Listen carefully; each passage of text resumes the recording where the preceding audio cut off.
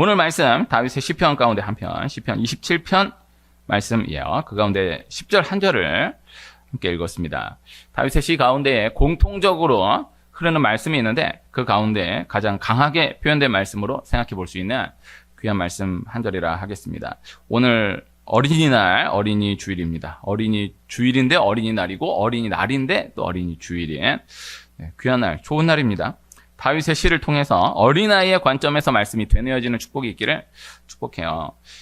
어린이날, 어린이 주일을 주제로 말씀을 나누게 되는 경우에 가장 많이 다루어지는 본문 말씀이 공관복음에 다 담겨져 있는 예수님이 어린아이들이 예수님께 오는 것을 금하지 말라고 말씀하신, 천국은 어린아이와 같은 자들의 것이다 라고 말씀하신, 오늘 교동본에도 담겨져 있는 이 말씀으로 함께 말씀을 많이 나누게 되는데요. 오늘 시편 27편 10절 말씀은 그 말씀을 1인칭으로 하여서 담아낸 이 편에서의 동일한 말씀이다, 이렇게 생각해 볼 수 있는 말씀이라 하겠습니다. 다윗이 하나님 앞에서 늘 어린아이였었던 거예요. 다윗의 모든 시편 말씀이 하나님 앞에 늘 어린아이였었던 다윗의 관점으로 생각해 보면 구체적으로 많은 것들이 풀려지는 말씀들이에요. 이 땅에서 70년을 지나고 또 왕으로는 40년을 지났었던 다윗이었지만은 죽는 그날까지 하나님 앞에 어린아이로 살아갔었던 다윗이었다라는 것을 생각해 볼 수가 있는 것입니다. 그것을 통해 적용적으로 생각해 볼 수 있는 말씀들이 많은 거예요. 우선 어린아이라 했을 때 이 어린아이 원어 파이디온은 유아, 어린이로서의 뜻도 분명히 있지만은 말씀을 적용적으로 대하는 데 있어서는 갓난아기로서의 뜻을 생각해 보는 것이 더 적합하다라고 하겠습니다. 다윗이 그 관점으로 하나님을 대하며 살아갔었다, 이렇게 생각해 볼 수 있어요. 어린아이, 유아보다는 갓난아기가 더 적합하다라고 할 수 있는 가장 중요한 것이, 갓난아기는 엄마가 전부인 거잖아요. 엄마 품이 전부인 거잖아요. 엄마가 없으면 안 되는 거고, 또 엄마만 있으면 되는 거고, 우리가 하나님 앞에 이 어린아이, 갓난아기와 같은 관점이 늘 기억될 수 있어야 한다라는 것이죠. 그래서 어린아이와 같다, 오늘 말씀입니다. 그래서 다른 어린아이처럼 순수하게 이렇게 저렇게 적용적으로 생각해 볼 수 있겠지만은, 그보다는 갓난아기와 같이 엄마 없으면 안 되고 또 엄마만 있으면 다 되는, 엄마가 전부인. 그래서 오늘 제목을 엄마 품에 안긴, 원래 엄마 품에 안긴 어린아이처럼으로 하려고 그랬는데 너무 길어가지고 그냥 엄마 품에 안긴. 이게 가요 가사예요. 엄마 품에 안긴 어린아이처럼. 이거 가사 대목이 있어요. 얼마나 참 아름다운 노래예요. 엄마 품에 안긴 아이를 딱 떠올려 보면 이 말씀이 그대로 이해되는 것이죠. 부모님 장례를 치를 때에 3년상이라는 제도가 있었습니다. 부모님 돌아가시면은 그 묘 옆에다가 움막을 지어가지고 3년을 기거하면서 곡하면서 지냈었던 거예요. 이것은 기독교와는 분명히 거리가 먼 의식이긴 하지만은 담겨져 있는 뜻은 그래도 함께 생각해 볼 수 있는 제도다. 제가 장례 때 3년상 얘기를 많이 나누거든요. 3년이라는 의미가 자신이 태어난 이후에 그 3년 동안의 은혜를 그렇게 갚는다라는 거잖아요. 그렇게 한다고 그 은혜가 갚아지는 건 아니겠지만은 그래도 그 은혜를 기억하는 거잖아요. 이게 기억할 수 없지만은 사람이 아무리 기억력이 좋아도 태어나고부터 3년 동안은 기억이 안 나잖아요. 그 기억이 안 나지만 그러나 가장 소중했던 때가 그 3년이고, 또 그 사람으로서는 기억할 수 없지만은 그 부모의 편으로 놓고 봤을 때는 가장 힘들었던 때, 가장 희생이 많았던 때. 그래서 참 아까운 거예요. 그 3년은 제일 고생했는데 얘는 기억을 못 하니까. 그래서 아무리 부모님의 은혜, 어머니의 은혜 크시고 크셔라 해도 그래 봐야 기억나는 거는 극히 일부에 불과한 거예요. 기억 안 나는 게 진짜 큰 은혜거든요. 그래서 그렇게 이 3년상이 그렇게 기억함으로 보답하겠다라는 것인데, 사람이 태어나서 3년 동안은 한순간도 눈을 뗄 수가 없는 거예요. 참, 그래서 신기해요. 재밌어요. 정말 뭔 일이 어떻게 일어날지를 알지 못하는. 그래서 뭘 해서 힘든 것도 힘든 거지만은 항상 이 애에게 누군가의 시선이 있어줘야 되는 거예요. 그래서 그거 잠깐 뭐 이렇게 뭐 설거지 한다. 근데 애가 옆에서 막 쿵쾅쿵쾅 대고 이래야 오히려 안정있지. 조용하다. 그러면은 오히려 뭔 일을 날 수 있는. 이게 그새 잠깐 그 사이에 엉뚱한 거 또 만지고 또 입에 넣고 또 부딪히고 넘어지고. 조용하면 뭔 일 꼭 있는 거예요. 그래서 잠을 자도 옆에서 같이 자도 이게 편히 쉴 수가 없는. 잠깐 못 떼요. 내가 그 잠깐 떼는데 그 잠깐 사이에 또 그 뭐 잠깐 슈퍼 갔다 온다. 그거 이게 어마어마한 일이에요. 네. 그래서 그 요새는 뭐 가정마다 CCTV 있는 가정도 있다고 하는데 그래도 이게 쉽지가. 그래서 한순간도 눈을 뗄 수 없다. 이 하나님 편에서 우리가 그와 같다라는 것을 생각해 볼 수 있어야 하는 것입니다. 하나님이 우리를 지금도 그렇게 돌보고 계시다라는 것. 우리가 하나님 앞에 그러한 갓난아기와 같은 존재이다라는 것을 기억해야 하는 거예요. 하나님이 지금도 한순간도 잠깐 눈 떼면은 뭔일 어떻게 할지 모르는 우리 연약한 우리들 하나님이 항상 지켜보고 계시다. 함께하고 계시다. 다윗의 시편 가운데에 참 많은 비중을 차지하고 있는 눈물에 있어서도 어떤 감성적인 의미보다는 하나님 앞에서의 어린아이로서의 관점으로 이해되어야 하는 거예요. 어린아이의 눈물, 어린아이의 울음. 이거 뭐 감성적인 의미도 있지만은 이 어린아이 우는 거는 일단 가장 중요한 것이 다른 의사 표현 방법이 없잖아요. 애는 우는 게 아니라 말하는 거예요. 그게. 그래서 우는 그 갓난아기의 울음은 그 울음이 다르잖아요. 그 특유의 그 울음소리가 있잖아요. 그 갓난아기들의 그거 흉내 못 내 그거. 그 애기들은 그 애기들만의 그 특유의 울음소리가 있는 거예요. 근데 신기한 거는 엄마는 아는 거예요. 그 애기들 울음소리 갖고는 그 애기들도 구분하기가 쉽지 않아요. 그러니까 이 애기 울음소리, 이 애기 울음소리가 뭐 다르다고 하겠지만 애기들, 갓난 애기들 울음소리는 다 비슷해요. 그리고 그 애로 놓고 들어가면은 이럴 때나 울음소리 똑같은데 그 아빠는 절대 구별을 못 하는데 엄마는 아는 거예요. 아, 얘가 배가 고프구나. 얘가 졸리구나. 아, 얘가 뭐가 문제가 있구나. 어디 안 좋구나. 옆에서 들으면 똑같은 울음소리인데 그 울음소리를 구별해내는 거죠.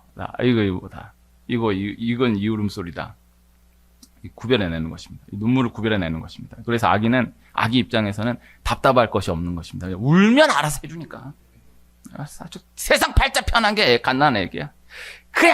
그거 울면은 뭐 자세하게 내가 지금 이러니까 이렇게 설명할 하면은 알아서 해줘. 이게 원리야. 그래서 우리가 하나님 앞에 이 원리를 그대로 믿고 나아갈 수 있다라고 하면은 참 귀한 거예요. 다윗이 이 원리로 항상 하나님 앞에 나아간 거예요. 항상 하나님 앞에 그저 우는 거예요. 그냥. 하고 싶은 말 참 많고 또 할 수 있는 말도 참 많지만은 그러나 그저 하나님 앞에 울었던 그저 눈물로 침상을 적셨던 사람이 다윗이었습니다. 다윗이 이 기도의 사람이었다라는 것을 이 어린아이의 관점으로 이해해야 오해 없이 풀어지게 된다라는 것이죠. 우리가 하나님 앞에 너무 말이 많을 수가 있는 거예요. 하나님 앞에 토다는 것이 너무 많을 수가 있는 거예요. 하고 싶은 말이 많고 할 수 있는 말이 많고 그래서 원망 불평이 또 너무 많을 수가 있는 거죠. 그래서 적용적으로 다른 말이 기도보다 앞서게 되면 이 원리가 뒤집어지게 된다는 것을 기억해 둘 필요가 있다라는 것입니다. 그래서 이 아이도 키우면 이게 말이 되기 시작하면은 처음에는 신기하고 재밌어요. 얘가 말을 하네. 이게 얼마나 신기해요. 재밌어요. 네. 근데 이제 한편으로는 이제부터는 말을 안 듣기 시작하는 때가 시작되었다. 이렇게 이해하면 되는 거죠. 그래서 엄마, 아빠 말한다. 그러나 옆에서 보면은 이제 이제 시작이구나. 이제 진짜 시작이구나. 그래서 하나님 앞에 이 우는 어린아이로서의 정체성, 우리 하나님 앞에 자꾸 한마디 하려고 그러고 또 토달려고 하고 이렇게 신앙을 하는, 다윗은 계속해서 어린아이와 같이 그저 우는 어린아이와 같이 정말 뭐 아뢰할 것이 많은 가운데에도 하나님 앞에 하나하나 다 아뢰지만은 그러나 눈물을 넘어가지 않아요. 기도를 넘어가지 않아요. 그저 눈물로 토하는 거예요. 하고 싶은 말이, 하나님한테 따지고 싶은 게 너무 많은데 그래도 눈물을, 기도를 앞서지 않는 거예요. 하나님 앞에 그저 우는 거예요.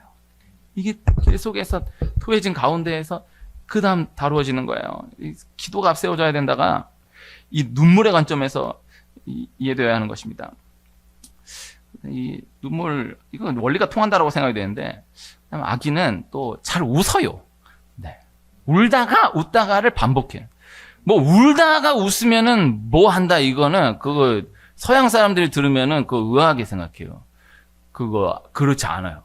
울다가 웃는 사람은 귀한 사람이에요. 네, 그 어린아이와 같이 귀한 사람이에요. 우리 하나님 앞에 울다가 웃는 사람으로 나가야 돼요. 다윗은 울다가 웃는 거예요. 울고 웃고가 전부인 거예요. 가난한 애기 키워보면은 가만히 있는 시간이 잘 없어요. 울거나 웃거나 둘 중에 하나, 반드시. 그게 쉽지 않아요. 그냥 조용히 살았으면 좋겠는데 애는 계속 울든지 아니면 웃든지, 이게 그 애니까 또 좋은 거지. 이게 사람이 이제 실제적으로는 이제 맨날 울다가 웃다가 이것밖에 없으면 좀 정신적으로 문제가 있는 거겠지만은, 영적으로는 어린아이와 같다라는 걸 봤을 때 늘 울고 또 웃고. 그래서 예수님 비유하신 이 세대는 피리를 불어도 춤추지 않고 슬피 울어도 가슴을 치지 않는다. 울어야 할 일에 울지 않고 웃어야 할 일에 웃지 않는, 울어야 할 때 울지 못하고 웃어야 할 때 웃지 못하는 이 무뎌진 세대. 그래서 또 하나의 적용으로 생각해 보면, 기도해야 할 때 기도하지 않고 기도하지 못하고, 찬양해야 할 때 찬양하지 않고 찬양하지 못하는 아이는 이것이 분명한 것입니다. 다윗은 이것이 분명했던 사람이다. 그래서 울다가 웃는다. 아이는 또 잘 풀어져요. 아이는 부모를 잘 용서해줘요. 부모가 아이를 용서한다고 하지만 아이가 부모를 용서하는 거예요. 그래서 이게 좀 적용적으로는 좀 위험한데, 그 아동 학대하는 가정들이 이렇게 조명해 보면 애는 학대를 받을수록 더 그 학대한 그 부모한테 더 달라붙어요. 너무 마음이 아픈 이야기들. 그래서 또 용서해줘. 그렇게 맞고 그렇게 욕을 먹었는데 또 용서해줘. 애기는. 네, 이게 받아줘요. 그거를 우습게 생각하면 안 돼. 그래서 부모는 항상 또 내 아이가 나를 또 용서해줬다. 내 애가 나를 또 용서해줬다. 이 은혜를 기억해야 돼.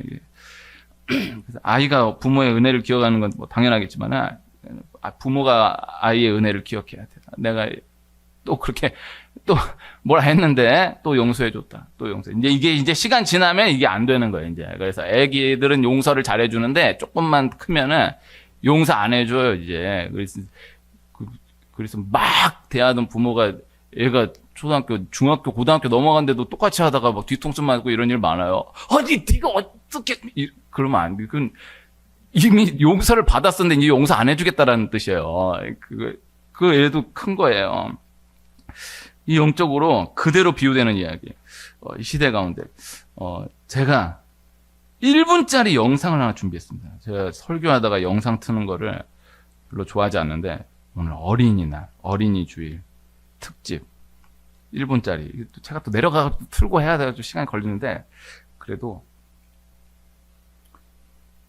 이게 이제 오늘 설교의 내용 핵심에는 안 들어가는데 그래도 한번 좀 봐보세요. 너 왜 계속 연호랑 놀아? 어? 아니, 연호가 너 계속 다치게 하잖아. 맨날 상처 내고 때리고 장난도 너무 심하고. 이번에 나도 같이 때렸는데. 그래? 응. 연호가 나 때려서 나도 쫓아가서 연호가 팍 때렸어. 그래서? 그래서 연호가 일어나서 여기를 팍 때렸어. 그래서 같이 놀았어. 놀았다고? 동물학교로 나갔는데. 야, 이윤. 너 바보야? 그리고 같이 놀면 어떡해. 그럼 어떡해? 다시 때렸어야지. 또? 그래, 걔가 다시 때렸다며. 또 때렸어야지. 그럼 언제 놀아? 어? 연우가 때리고 나도 때리고 연우가 때리고 그럼 언제 놀아? 나 그냥 놀고 싶은데.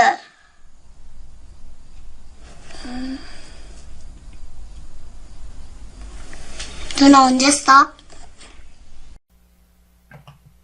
네. 괜찮았습니까? 네. 이 영화 우리들이라는 우리들 이 제목이에요. 영화의 한 장면인데 명장면이에요. 영화의 명장면. 네. 뭐 요거는 이제 더 코멘트 달지 않고 그다음 넘어가도록 하겠습니다. 모세 오경 사복음서 또 시편에는 말할 것도 없이 가장 많이 표현된 비유 가운데 하나가 하나님이 우리를 암탉이 자기 새끼를 날개 아래에 모음과 같이 인도하셨다라는 표현이에요. 닭은 동물 가운데 그렇게 강한 동물이 아니잖아요.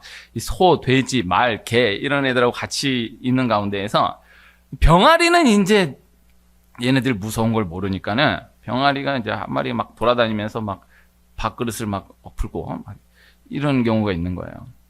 그럼 얘들 왜 이러면은 병아리가 삐약삐약삐약 해가지고 어미 닭 그 날개 아래 쏙 들어가 버리면은 신기한 것이 이 닭이 그 다른 동물들을 다 막아낸다라는 거예요. 닭은 그렇게 강한 동물이 아닌데 이 병아리를 딱 품은 닭은 이 어미 닭은 그 닭 한 마리를 아무도 못 이겨낸다라는 거예요. 신기한 거죠. 그러니까 병아리는 엄마 품속으로만 쏙 들어가 버리면은 세상에 무서울 것이 하나도 없는 거예요. 이 성경에 참 많이 표현된 말씀이거든요. 주님 품에만 있으면은 해할 수 있는 것이 아무것도 없는 것이다. 내가 까불다가 내가 어리석어서 내가 다 판을 벌려놔가지고 이 망가뜨려놓은 모든 일도 주님 품에만 들어가 버리면은 하나님 다 수습하신다. 다 해결하신다. 라는 것입니다. 같은 원리로 또 많이 표현된 비유가 포도나무와 가지 비유예요.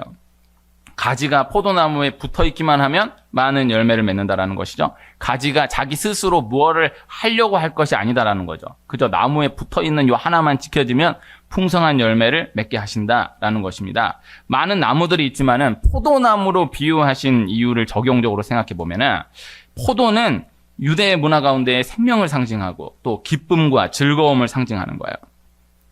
유대 문화 가운데에서의 상징이기도 하지만 우리 문화 가운데에서도 충분히 그렇게 느껴볼 수 있죠. 탐스럽게 꽉 차있는 이게 포도를 보면은 기분이 좋아지지 않습니까? 그런데 이 기쁨, 즐거움을 상징하는 이 포도가 신기한 것이 가장 빨리 부패하는 과실이다라는 거죠. 유통기한이 가장 짧은 거죠. 그래서 떨어지는 순간, 분리되는 순간, 순식간에 그 생명이 다하여지게 되는 거예요. 이 영적인 뜻이에요.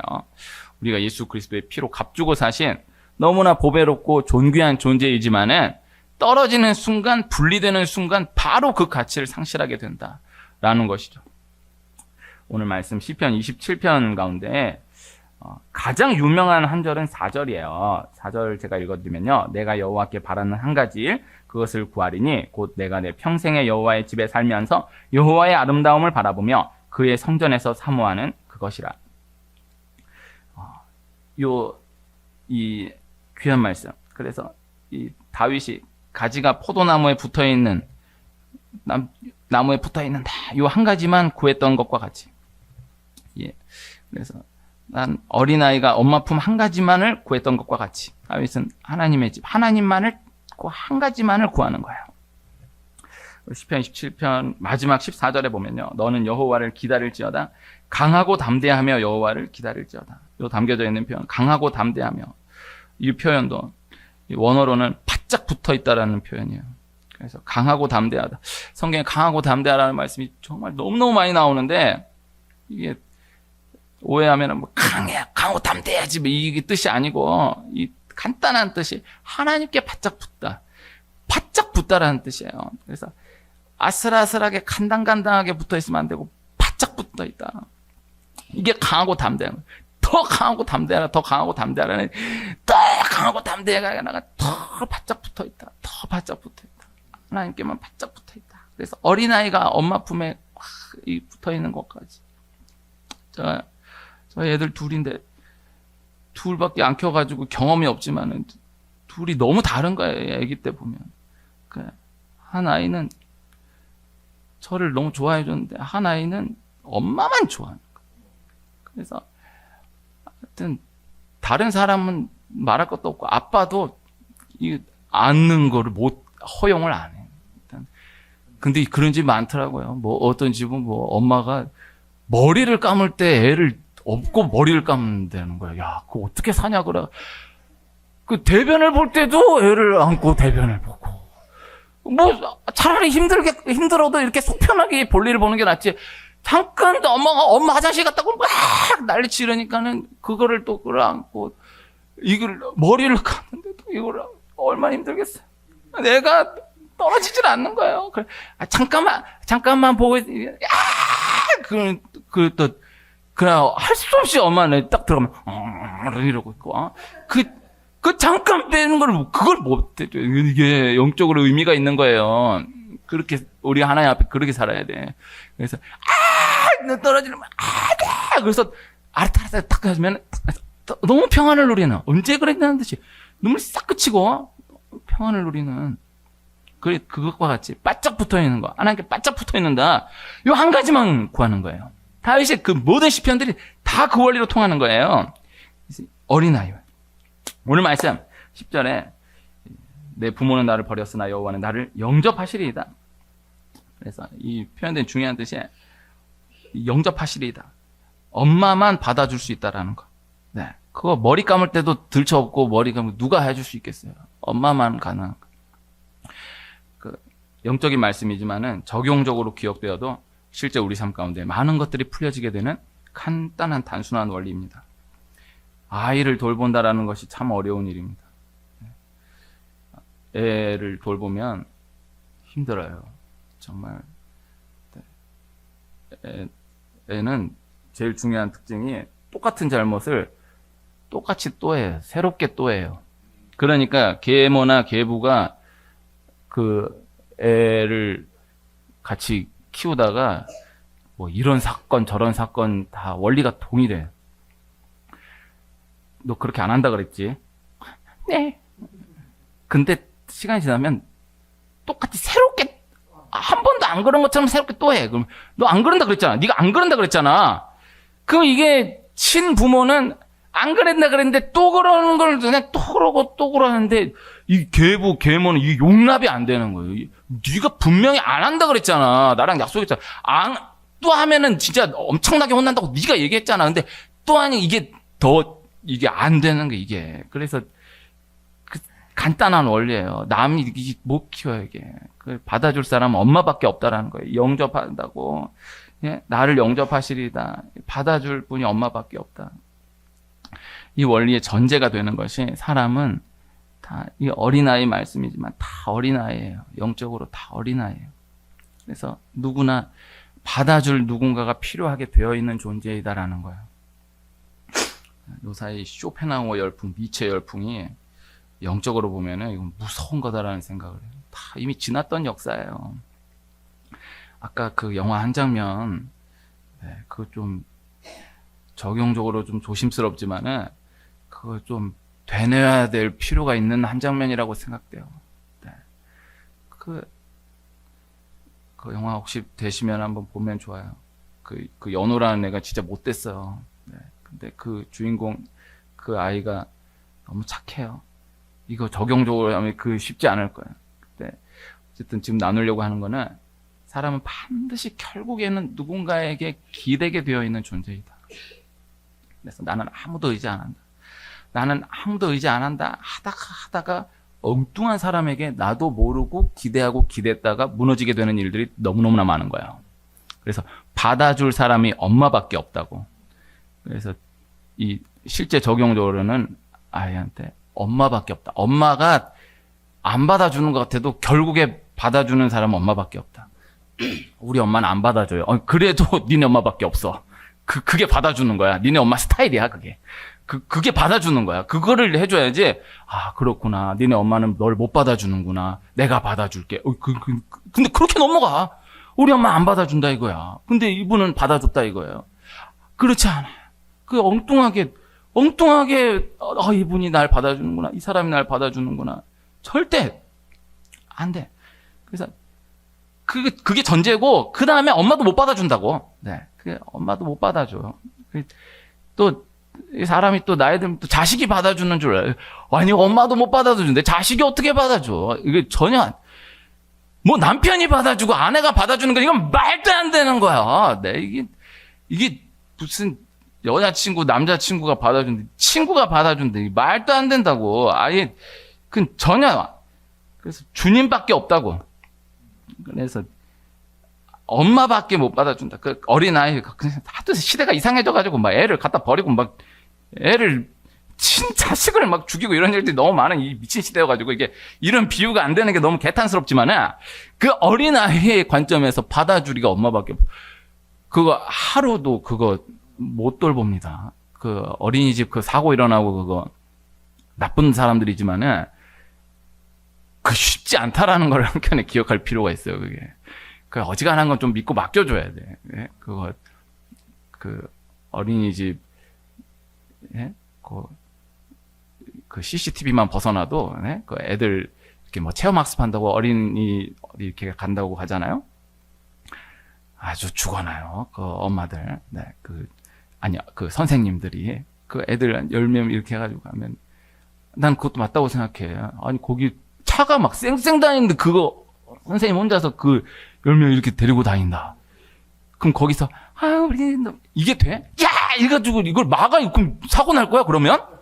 그걸 해야지. 그걸 믿고 맡겨줘야지. 그걸 하도 요새 이상한 사람이 많으니까 뭐 데리고 가서 막 패버리고 이런 일들이 있으니까 이게 참 그렇게 됐지만은 그게 어쨌든 쉬운 게 아니라고요. 얘는 잠깐 한 명 데리고 동물원 한번 돈다 그래도 그게 잠깐 사이에 별일이 일어났는데 제가 벌써 아주 오래됐어요. 제가 왕십리에 저희 애들 둘 데리고 정확하게 몇 년 전인지 기억이 안 나요. 꽤 됐어. 코로나 전이었으니까 꽤 됐죠. 갔는데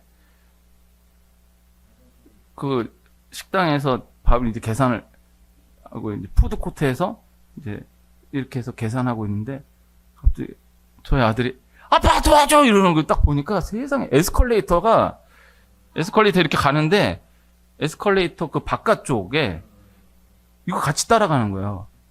근데 얘가 여기를 올라타가지고 이렇게 올라가는 거예요. 얘가 이렇게 올라가는 거예요. 그래 마지막 그거 걸려가지고 대롱대롱 매달렸어. 너무 놀라가지고 제가 가가지고 이걸 딱 끄집어내가지고 야 이 새끼야 그래갖고 개 빼듯이 뺐어. 너무 화가 나가지고 그래가지고 얘를 끌어안고 반대쪽으로 내려가려고 보니까 세상에 사람이 50명 60명이 구경이 나가지고 졸지에 왕십리 스타가 됐어요. 제가 근데 다음에 가니까 그거를 고쳐놨더라고요. 뭐 저희 때문인지 모르겠지만은 그 오른쪽을. 근데 그게 지금 생각해도 아찔해. 이게 잠깐인데 잠깐 사이 어떻게 거기 올라가가지고 그거 떨어졌으면 끝나는 거잖아요.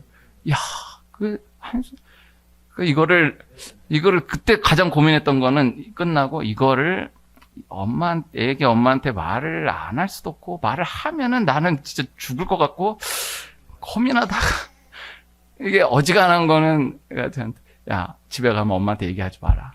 그럼 이거는 또 얘기를 안 하게 애는 이게 오늘 말씀을 어린이를 막지 말라 이 말씀이 유대 문화 가운데서는요 애를 조심해야 되는 게 뭐냐면은 제자들이 왜 애들을 막았느냐 유대 문화의 한켠으로 보면 뭐가 있냐면은 애들은 비밀이 없어요. 애들은 다 말하잖아. 그러니까 이 중요한 말씀이 선포된 이 상황 가운데에서 애들을 막은 게 애들은 다 그래서 각 가정의 비밀을 다 알고 있는 사람들은 다 어린이집 선생님들이에요.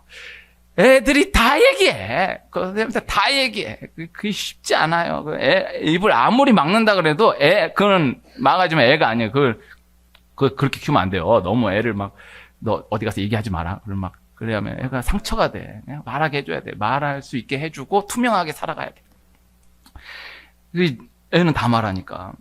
그 비밀이 다 애로 새어나가니까. 하여튼, 그 순간, 네.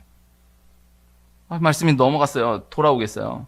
오늘 말씀을요, 10절을요, 세 가지로 생각해 볼 수 있는데요. 하나 해석은, 다윗이 실제 부모에게 버림받은 것과 같은 삶을 살았다라는 거죠. 그래서 아버지 이새가 사무엘이 모든 아들을 다 불러오라고 했음에도 다윗만 안 부른 거예요. 너무 서운하잖아요. 다 불러오라 그랬는데 다윗은 불러오질 않았어요.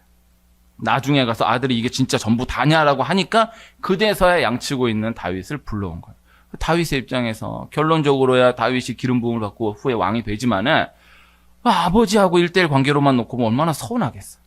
아버지가 어떻게 사무엘 제사장이 아들 다 데리고 오라 그랬는데 나는 아예 데려오질 않았나? 그럴 수 있잖아요. 그래서 일리는 해석이에요. 그래서 부모가 버려도 하나님 버리지 않는다라는 이 뜻이 그렇게 해석될 수가 있고, 또 하나는 결국 반복일 수 있겠지만 맥락을 배제하고 요 10절 한 절만 딱 떼어내서 놓고 보면은 부모가 자식을 버리는 일은 없는 일이다라는 거예요. 그러나 부모가 자식을 버리는 그 없는 일이 일어난다 할지라도 하나님은 버리지 않으신다라는 말씀이에요. 시편 34편 10절 말씀에 젊은 사자는 궁핍하여 줄일지라도 여호와를 찾는 자는 모든 좋은 것에 부족함이 없으리로다. 젊은 사자는 궁핍하여 줄이는 일이 없다라는 거예요. 젊은 사자는 궁핍하여 줄이는 일이 없는데, 그런데 젊은 사자가 궁핍하여 줄이는 일이 일어난다 할지라도 하나님을 찾는 모든 자에게는 좋은 것에 부족함이 없게 하신다라는 말씀이거든요. 요 해석이에요. 그래서 부모가 자식을 버리는 일은 없는데 부모가 자식을 버리는 일이 혹 일어난다 할지라도 하나님은 버리지 않으신다. 이 말씀. 그다음 또 하나는 이 다윗이 시편 27편 기록했던 이때가 그 아버지 이새가 떠난 직후라고 보는 해석이에요. 그래서 부모가 너무 소중하지만은 그러나 부모도 결국에는 떠날 수밖에 없는 존재이다라는 거죠. 헤어질 수밖에 없는 존재이다라는 거죠. 그래서 결국 끝까지 함께할 분은 하나님밖에 없다라는 거예요. 한 2주 전 기사에 한 3개 기사 제가 찾아본 걸로는 그렇게 났던데 20, 30대 캥거루족이 77%다. 그거 어떻게 그렇게 개수했는지 모르겠는데 2주 전에가 20, 30대 캥거루족이 77%라고 나왔어요. 그런데 뭐 50대로 넘어가도 캥거루족이 30%가 넘는다라는 기사는 뭐 벌써 예전부터 있었고. 근데 뭐 이거 캥거루족이 뭐 어쩌다 저쩌다를 이야기하려고 하는 건 아니고, 그렇게라도 계속해서 함께 할 수 있다라면은 좋은 거죠. 네? 캥거루 새끼로 끝까지 함께 할 수 있으면 좋은 건데, 근데 부모는 결국 떠나잖아요.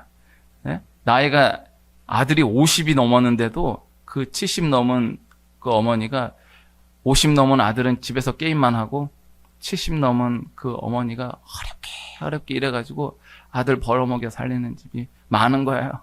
네. 그런 집을 저도 개인으로도 많이 본 거예요. 그런 데 가서 절대 함부로 그 아들 얘기하면 안 돼. 그냥 고생이 많으십니다 하고 축복합니다 그래야지 그거 얘기 못 해.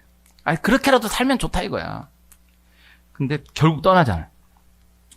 그래서 일본의 경우에는 그렇게 결국 부모님 떠나고 자기 나이 들고 해서 일부러 편의점에 물건 훔쳐가지고 교도소를 요양원으로 사용하는 사람들이 그렇게 많은 거예요.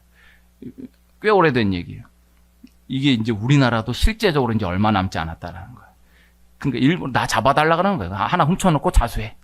그래서 왜 교도소 들어가는 게 나아? 하루 종일 말할 사람이 한 명도 없어. 하루 종일 이야기할 사람 한 명도 없어. 그래서 이 무연고 장래가 뭐 몇천 건씩 늘어나니까 그래 나 잡아달라고. 그래 교도관이 체포됐습니다. 체포된 게 슬픈 게 아니라 나한테 체포됐다라고 말을 걸어주는 게 고마워. 그래 가가지고 그 교도소에서 이 옆에 사람 얘기하고 같이 기상하고 뭐 이게 너무 행복한 거예요 진짜. 그래가지고 잡혀 들어간 일부러. 그래가지고 교도소가 말만 교도소지 요양원이 된 거예요. 교도관이 말만 교도관이지 요양사가 된 거예요. 이런 일들이 많아요. 이제 우리나라에 곧 어마어마하게 들어닥칠 거라는 거예요. 결론은 결국에 나를 받아주실 분이 하나님밖에 없다라는 것. 결국 나와 끝까지 함께 하실 분이 하나님밖에 없다라는 것. 그래서 하나님 앞에 어린아이로 살아가는 사람. 하나님 앞에 어린아이로 살아가는 사람은 세상에서 장성한 자로 살아갈 수가 있다라는 것입니다. 반대로 하나님 앞에 장성한 자로 살아가는 사람은 세상에서 장성한 자로 살아가고 싶지만은 엉뚱한 데 가서 애기짓 하게 되는 거예요. 어린아이와 같은 삶을 살게 되는 거예요. 그래서 하나님 안에 있는 사람, 하나님 믿는 사람, 하나님 앞에서 어린아이와 같이 찬송할 어린아이와 같이 기도한다. 어린아이와 같이 말씀, 오늘 말씀 아무것도 아닌 말씀인데도 어린아이와 같이 받아들이는. 어린아이는 사탕 하나만 줘도 좋아하자. 그 별거 아닌 것 같고 막 싸우잖아. 영적으로 요 말씀 한 구절 사모한 어린아이와 같이. 세상 가운데서는 문제 가운데서 담대한 장성한 어른과 같이. 그러나 하나님 밖에 있는 사람, 교회 안에서는 장성한 어른같이. 뭐냐 이게 시시하게. 이게 뭐 하는 거야. 박수치고 찬양하는데 뭐야 미쳤구나. 그러나 세상에 가면은 어린아이와 같이 뭐 하나 딱 만나 벌벌벌벌 대면서 막 다 전제는 사람은 반드시 어느 누군가에게라도 어린아이가 될 수밖에 없는 존재다. 그거 다 대단한 사람들이라고 하는 사람들 그 연애하는 거 좀 좋은 얘기는 아닌데 불륜하는 걸 이렇게 보면은 대단한 사람들인데 그 보면은 엉뚱한 데 와가지고 지들끼리 어린아이 짓 하는 거야. 오빠, 내가 청계산에 기도하러 갔다가 보고 부부가 많은 거야.